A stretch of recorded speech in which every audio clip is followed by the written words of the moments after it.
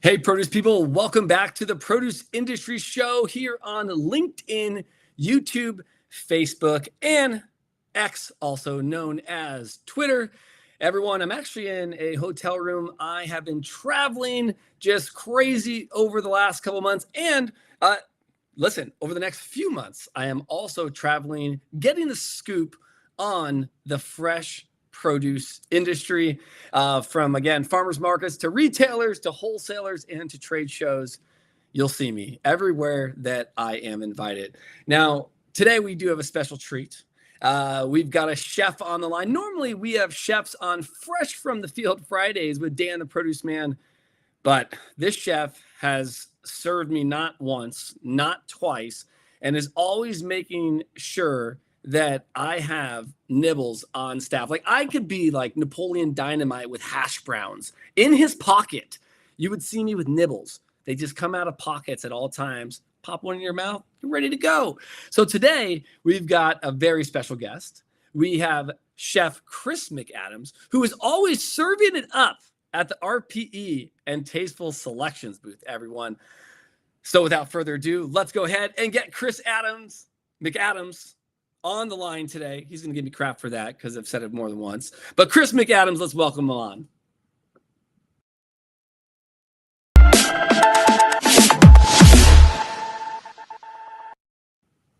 Chris. Well, good afternoon. It is great to see you, and I will not give you crap. If I did that, I would be the hypocrite of all. I mess up names all the time. I seem to always find you whenever I have nibbles in hand. I'm just going to start like wandering around these shows with toothpicks full of nibbles and just slide them in while you're talking to people. It's going to be, it's like a dog with bacon. You put bacon in your pocket, the dog will follow you. So I'm just saying. I mean, I'll follow the nibble potatoes wherever they go. They're the perfect snack. They're the perfect snack.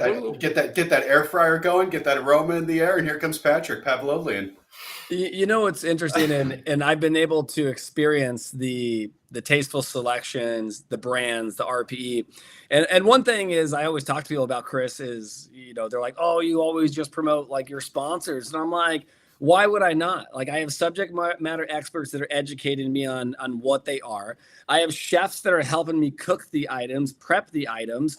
Like, what are we talking about here? Like, of course I'm going to talk about these items and our sponsors, because as we become more educated, we get better at doing things ourselves, right? And that's, I'm going to have a story for you on that, on something that I've cooked up. But man, the last time we saw each other, IFPA.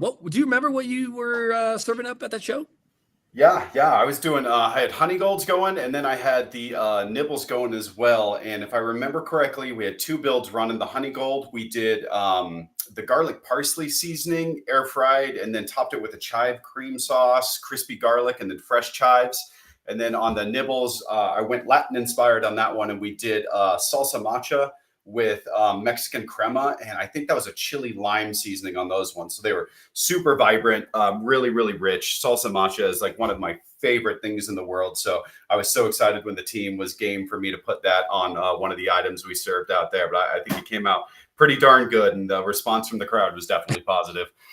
It came out really darn good. I was chopping it up with Nick Brecken, and we were just having potatoes. One of the things I love about the shows, I mean, even the bigger shows, is that we get more creative. I wish we did more of that at the regional shows, just because of the fact that, you got to have that wow factor at your booth.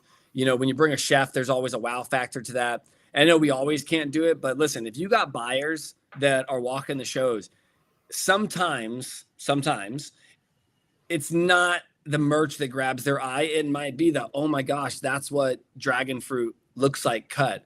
Wow. So that's what it would look like if I put chives and sour cream and things like that on a potato. So I love the fact that you're there doing these things. What can we expect? I know there's a couple new products that are out. I was at the RPE facility in, what was that?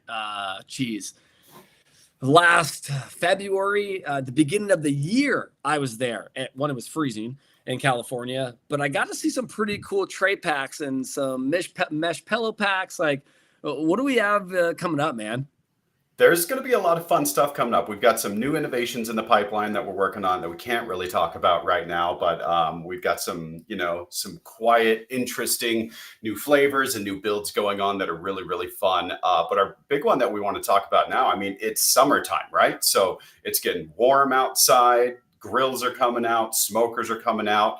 So we're really highlighting right now kind of our russets, our American blend, and sort of for Memorial Day, the American chop house potatoes. So we're going to be seeing a lot of those really hearty potatoes that go great on the grill, that smoke really well, that you can put on your flat top outside. But personally, I'm most excited for the American blend. Those red, white, and blue blend potatoes are so much fun to play with. It's, technically a purple potato, but it is quite blue.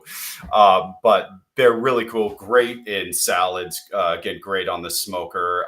We've been doing a lot of playing around right now with campfire presentations. So cooking potatoes over live fire is such a cool thing to do, especially when the summer comes around. Potatoes are so versatile and we can do so much with them. And you talk to almost any chef and like potatoes are such an easy thing to get excited about because they're just a landscape that we can do an infinite amount of things with. But personally, I love how durable these potatoes hold up over live fire applications. And I think really kind of harkens back to what summer's all about, right? Getting your friends together, get a fire pit going and just start making some food so everybody can enjoy it. Well, I'll tell you what, man. One of the things that I'll always do is get people together. So don't get me wrong there. We'll have everybody together whether it's winter in Florida. I have a little bit better weather than some other people. I laughed the other day because someone was like, I'm getting ready to bring my grill out. And I said, why? What happened to it? They were like, no, it's wintertime. And again, those are things that, when you've got friends in Chicago and they're telling you like, oh, I only golf 3 months of the year. I'm like, well, that's stupid. I'm like, well, why would you do that? And they're like, well, there's snow on the ground. And I'm like, you're making a lot of sense here. You're making a lot of sense as you're bringing this into perspective. That's a light bulb moment. It just sometimes we get so, I would say, sanctioned in our demographics of where we are sometimes. I say that to you in general because Publix is one of my favorite stores. People always tell me, they're like, why don't you shop outside of Publix? I said, because I'm able to take less than a quarter-mile walk with my kids to Publix. And in other locations, I'm not able to do that. And they've got some of my favorite brands.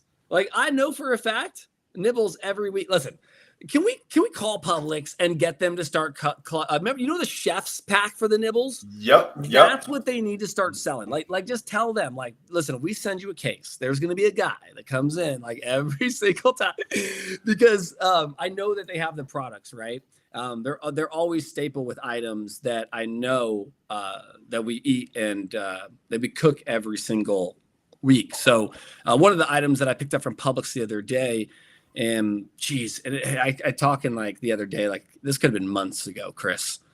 I call Rachel and I've got all these of the microwavable trays.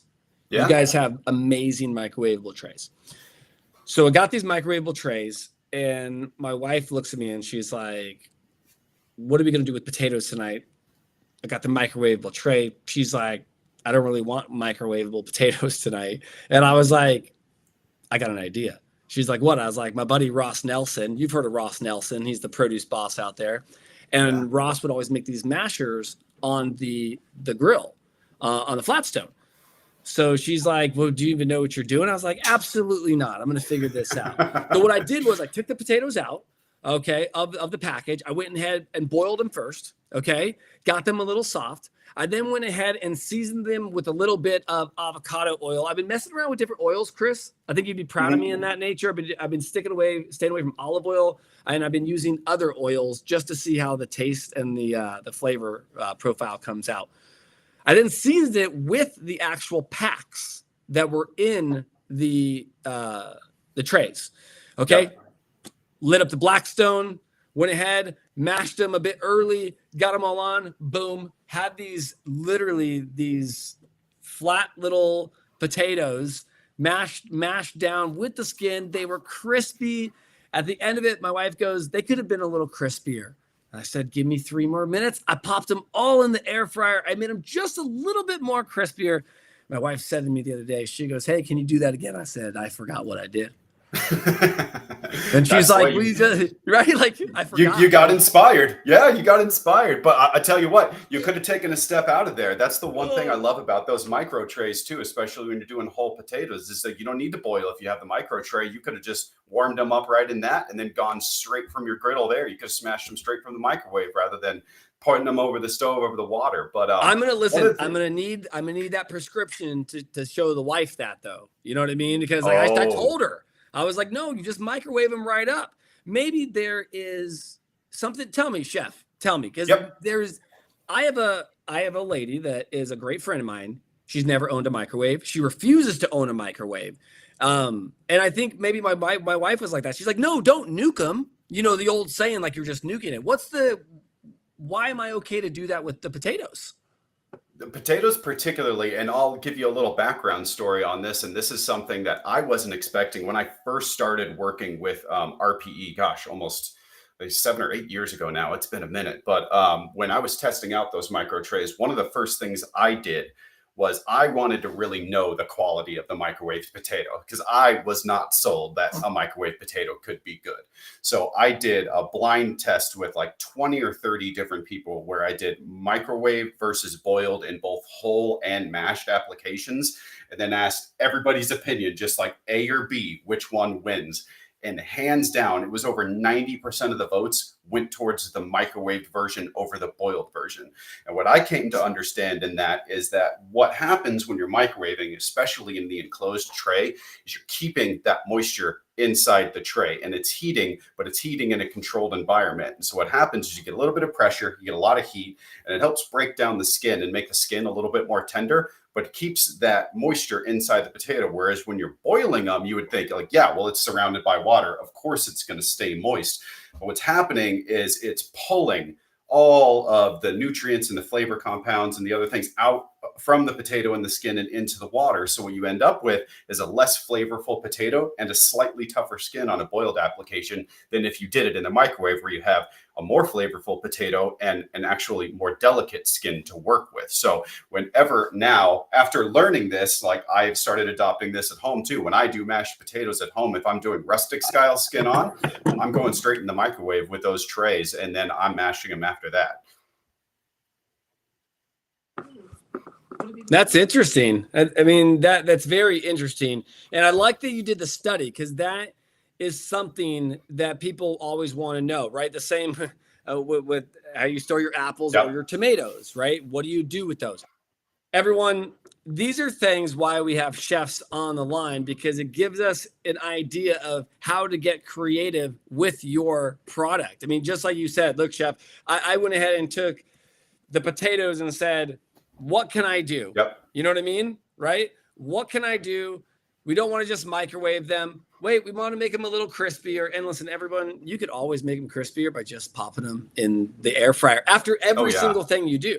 So it's very easy. It's very, very, very easy. Listen, Chris, let's do this. We're going to take a quick break. We are going to let everyone here that is watching get inspired to cook. And I want your feedback on this commercial. Everyone, we're going to take a quick break. We'll be right back. I'm Carl Fiadini with Walk and Talk, The Restaurant Life.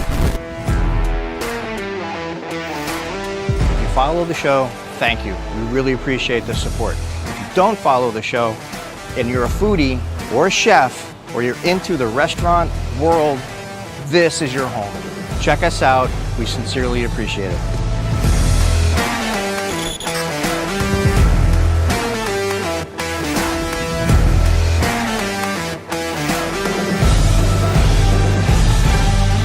All about the food.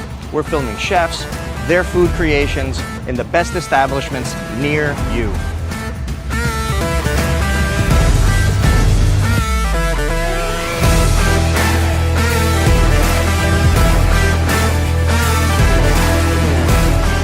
All right, so let me tell you where you can find us. We're on YouTube, we're on Newsbreak, we're all over the internet. We're also streaming on your TV with Roku, Android TV. You can find us on the Amazon app, and very soon, Apple TV. Come on!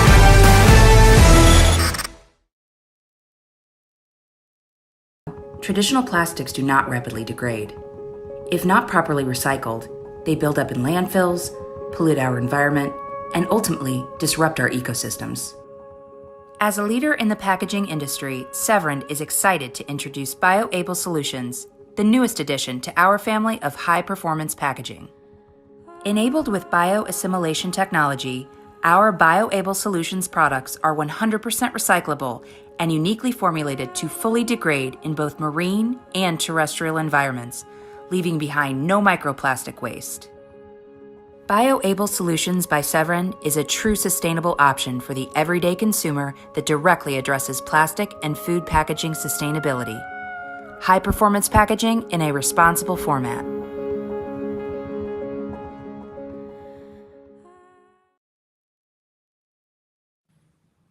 Welcome back to the Produce Industry Podcast and the Produce Industry Show here live on LinkedIn, Facebook, YouTube, and Twitter, or X, also known as Twitter. I always get that confused. I'm going to start asking everybody what they call it. Is it X or Twitter? Let me know what you call it. Everyone, we have a chef, Chris McAdams, on the line today with RPE and Tasteful Selections. We're going to get him back on. We're going to talk about some more recipes, some more products, and what can we expect for summertime cooking. So, Chris, thank you, sir. Good to be here. Normally I'll be singing. I'd be like, welcome back, welcome back. Throwing a cotter there. All my friends are like, dude, you got to stop singing on the podcast. I say, you know what I tell them? I say, don't tell yeah, them. Right. Don't ever let anybody tell you how to live your life. Don't ever tell me.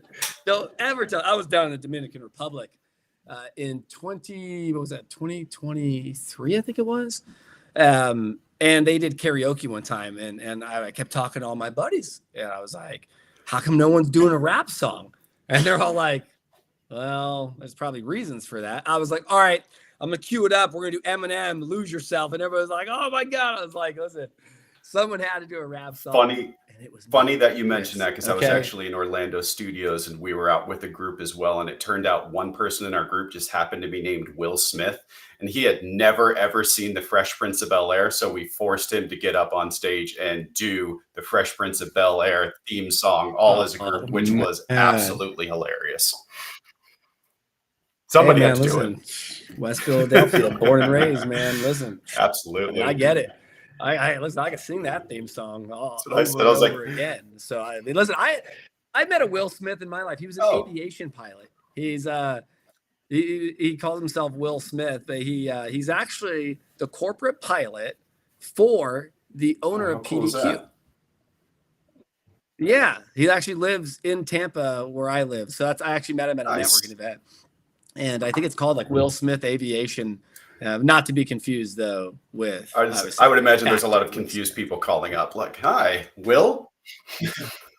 Yeah. Listen, when you call yourself the real Will Smith, I mean, people think that's the real Will Smith, like the guy that slaps people, not the aviation pilot. Yeah, right. You know, I'm just saying. Like, we know what's going on. So, Chris, the first part of the show, we talked about some products, new products coming out. We talked about some recipes.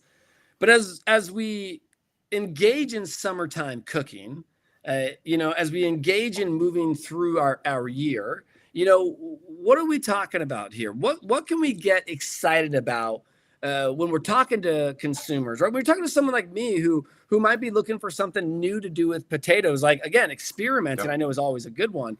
But tell our summertime fans what they should be thinking about and what they should be doing over the course of the year. That's a great question. And I think the answer to that, is really anything. And that's the beauty of the potato, but especially when summertime comes around, like there are so many new toys out there. Like we have gone beyond just like charcoal grills. With smokers, with outdoor griddles, with, like I said, open fire cooking, built-in air fryers on grills and griddles nowadays. Like there are endless opportunities to play with potatoes, and because potatoes are such a value product, you can you have the opportunity to take risks with them that you couldn't do with something like a steak or a pork chop, which is going to cost you a whole lot more than your potato. So you get a lot more opportunities to build flavors. And one of the things that has really been catching on is, we're trending right now with Latin flavors, and we're trending a lot with smoky flavors as well, which both of those really pool together excellently. So I love the idea of using smoking as a flavor building step and then using that smoked ingredient in further applications. So things like firecracker potato salads, where you're smoking the potatoes first and then using them in a spicy potato salad made with serrano chilies or jalapeno chilies or Fresno chilies, something like that. Really bright, aggressive, enjoyable flavor profiles. The griddle is getting so big right now. And it was kind of funny with your story there. You sort of took my thunder, because one of the things I wanted to talk about was crisping smashed potatoes and the ease of using the microwave to cook those bite-sized potatoes to make them nice and soft. And then all you have to do is throw them right on that griddle top with a little oil and just press them right down with your spatula in just a few minutes. Now you've got crispy little potato coins, little smashed potatoes that you can hit with any sort of seasoning easily. We are seeing a lot of the campfire potatoes applications picking up again. So the idea of doing the little tinfoil baskets and throwing your seasoning packets and your butter or your oil in there with some other ingredients and just tightening that up and throwing it right over the open fire and just letting it cook gently for a while until you have these really wonderful smoky steamed potatoes in a parcel that are easy to eat if you're out camping or if you're in your RV or doing something, adventurous outside. So there's a whole lot of play that happens with potatoes. And I think the value in which we find a lot with the micro trays and the tray packs all around is the fact that they give you a really easy opportunity to prep ahead and have a prepared item ready to go. So you're not rushing to do everything in a single day. You can cook your potatoes a day in advance and just throw that whole that whole tray right in the fridge. And now you've got cooled, ready to go potatoes for your next step. If you're going to reheat them or fry them or griddle them or throw them in a potato salad, you can break these up so it's not so exhausting and you're not trying to do everything in one day. So that convenience factor is huge right now. I like that. Pardon me for being so absent in the last 30 to 45 seconds. I was actually checking downstairs in the lobby if they had potatoes for breakfast. No, I'm just kidding. It's so true. And you talk about like the open fires. I have not tried that, almost like the Dutch ovens, right? When you go camping, you do like a Dutch oven. I've never tried potatoes on an open grill. I am willing to fail and work that out. I think that's one of the biggest things is, everyone, when you're listening to Chris, I know when I was just listening to you, I was like, how can I even accomplish some of this stuff, Chris? And one thing I want to tell you, and this goes to every part in life, everyone, is be ready to fail. Be ready to fail. Okay. And I bring this to a story that it's going to make Chris smile when we get him back on, but everyone, my wife and I laughed the other day. We've been together for 23 years. That was a laughing point in itself with both of us. And, she goes, do you remember when we used to cook the frozen bags and we would mess those up? And I would go, oh, yeah, I do. I remember. And then you'd cook pork and it'd be dry, or you'd cook chicken, or you'd overcook it because you weren't sure if you cooked it enough. One of the things why some people are so great at cooking is because they learned to embrace failure very fast and understood how it should be cooked, how it should be prepped, and how they want it to be cooked for others. And that's something that I've also experienced, Chris, and I now I see you smiling behind camera, because that's one thing that we've experienced. So I'm willing to fail at this point. I'm willing to try it. And if I burn some potatoes and yes, unfortunately, some food goes to waste, so be it, because there's that chance. There's that opportunity that when you do get it right, that emotional experience, one, the success of cooking, what you accomplished to do. Two, the experience of putting it in your mouth and eating it and feeling a self-accomplishment, right?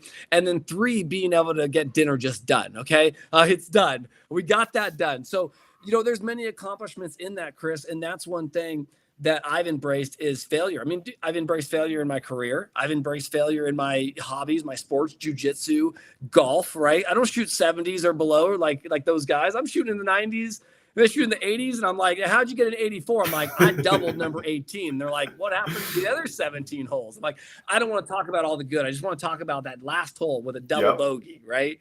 So I think that's if we're going to tell anybody, especially in our industry or even consumers, is embrace the suck, embrace the failure, and guess what? Keep cooking. Because I've never tried an open fire. I think my wife would probably be like, stay away from that, Pat. But in a sense, I'm like, what would it taste like? The smoke coming up, right? Having it, Yeah. I'm just in my head, Chris. I'm like, I'm like, because I know cooking omelets, I know cooking stuff like that. I've never tried potatoes. Oh yeah, and it's got me thinking, man. Like it's got me thinking of smoked and potato. you hit the nail on the head there, because you know, in culinary R&D, we always talk about fail fast and fail forward, and that's okay. Like, how do you think deconstructed foods came to be? It's because somebody screwed up a recipe and they just changed the name of what they were offering originally, and now it's something deconstructed. But I mean, that is the essence of cuisine, is experimentation, trial and error, and that's how you find new things, and that's how you do new things. So every chef doesn't get it right every time. We screw up constantly in almost every service, but oftentimes that leads to the new experience or the new product that we didn't think of before. But that's the fun of it. At the end of the day, it's just food. And the one thing I love about working with Tasteful Selections products as a chef is they are so convenient with the things like the nibbles and the 1-bite, the 2-bite potatoes. I mean, you're talking about the easiest prep in the world, either just throwing a potato in whole, however you're going to do it, air fried, roasted, fried, or making one single cut and then oiling and seasoning and then going from there. Like they're really amazing products for their convenience, for their price point. I mean, you're getting so much product for the small investment that you're putting in there. It gives you that opportunity to experiment a little bit more. And like you said, if you do fail, like you're not going to be kicking yourself at the end of the day because you didn't just ruin, you know, a $20 steak. You have, right? Yeah, you have more leeway, okay. and people should have fun when they're cooking. I mean, that's what it's all about. There shouldn't be fear when it comes to cooking. It's like, hey, let's see what happens. This could be fun. Yeah, I agree with you. And you brought up the nibbles. One fun thing that I have, and we've shown this to the audience. They've seen it before. This is having fun with cooking. So check this out. Huh. Are we making potatoes? Yes. Are we making potatoes tonight? What potatoes do we got? We got Tasteful Selections nibbles, reds, and yellows. Can you see? Yeah. Are you helping me? It's gonna be fun. All right. Do you want to help me put the reds in there? Can you dump them in? Good job. Elizabeth, are you helping? Or you're just keeping good QC quality? Yeah, washing your hands? That's what we do, right? We have high quality potatoes with a good QC manager. All right, we got them mixed up. You see them? We got them mixed up. Oh yeah. So the great thing about these is just how easy everything is. A little bit of salt, a little bit of pepper, olive oil. We just brought the kids home from school, so it's chaos currently in the house with 2 toddlers. So tossing this up here, right into the oven. About 20 minutes, gets them nice and crispy because they cook right through. It's perfect. I put the oven on 400, and this will be dinner here in about 20 minutes for us. And then my wife and I finally get to eat after we feed the kids. So Tasteful Selections nibbles, it's easy. Let's pop them in the oven. All right, let's check on them. What do we see? Getting cooked up in there. Getting cooked up in there. Ready for some potatoes?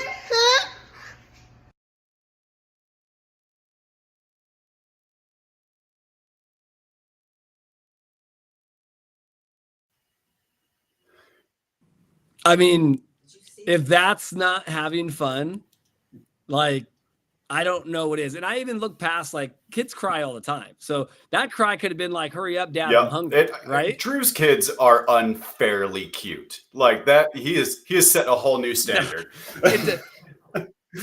Yeah. Listen, but I think listen, we don't know what happened. Right? That's such a great example too, because, you know, when I do those shows like IFPA, you know, we put out, I think, close to 3,600 samples the last time we were there. And I was cooking all of those, you know, a la minute behind there. And people were asking, like, how do you do that? And like, it's so much easier than you think. I'm running it all on 2 air fryers just below the deck because I can do them whole, because I can do a whole pound of those nibbles potatoes in 16 minutes on 400 in the air fryer, and then put them out and just roll all day long that way. And so it was always shocked. People were always shocked that they're getting a hot potato at a trade show. Like, how is this possible? Yes. That's the hardest part, is at some of these trade shows is you don't get like hot food. Like it is what it is. Like I did have like a jerk chicken sandwich like a few months ago, and I got it right when it came out. So it was hot. So I do agree with you that's one of the things that my wife always says is when I do cook, and my mom, when she visits, she's always like, you always do Brussels sprouts or you always do potatoes in the air fryer. But I have these like go-to recipes that when people come over, what would you rather have? Would you rather have cheese, crackers, and hummus? Or would you rather have Nibbles potatoes, okay, Brussels sprouts? And we're talking these Nibbles potatoes are going to be probably, I would say, seasoned with olive oil, avocado oil, peanut oil, right, or grapeseed oil, mixed with like a pork rub. So I kind of get the flavor of like you're going to be having pork. So that'll be that. Then my Brussels sprouts will be seasoned with olive oil as well. I will also then put vinaigrette in there. I will do bacon, crumbled blue cheese or feta cheese with some sugar-free maple syrup as well. So I get to a point where you got two different meals that are appetizers, but they've got some protein in it. They've got your veggies in it. They got you got your cholesterol, your starches. You got everything you need. And then if you want some cheese and crackers, awesome. And some hummus, that's awesome. But I guarantee you're going to be like, hey, did you make any more of those potatoes or Brussels sprouts? Because one, you're talking 3 minutes to cut. And then you're talking 16 minutes, depends on how big the nibbles are in the air fryer. And even if it doesn't matter. Even if you don't have nibbles, you buy the normal honey golds, right? That you guys have, those russets, cut those up into quarter wedges.